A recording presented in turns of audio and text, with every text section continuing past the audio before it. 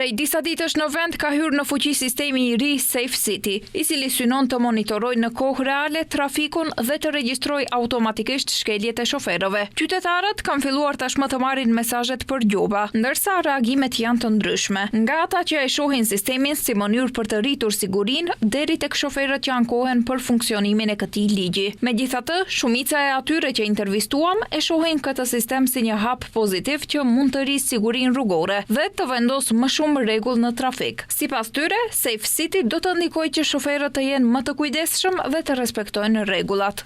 Pozitivisht, po, pozitivisht, shumë pozitivisht. Se mendoni që Pa në ti janë rënë pak. U konë pa rënë, u konë pa sistem, u konë guzhë, në ti janë rënë pak.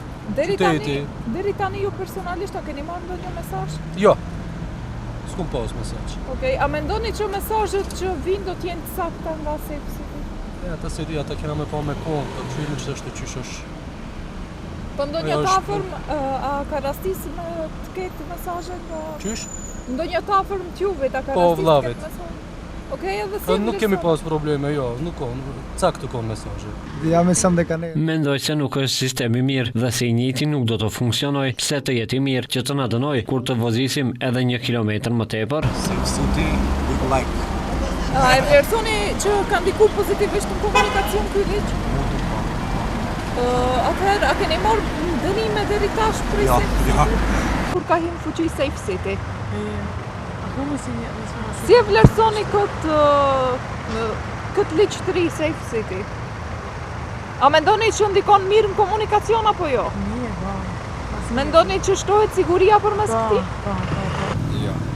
Si e vlerësoni ligjin e ri Safe City? A ka ndiku pozitivisht në komunikacion ose jo?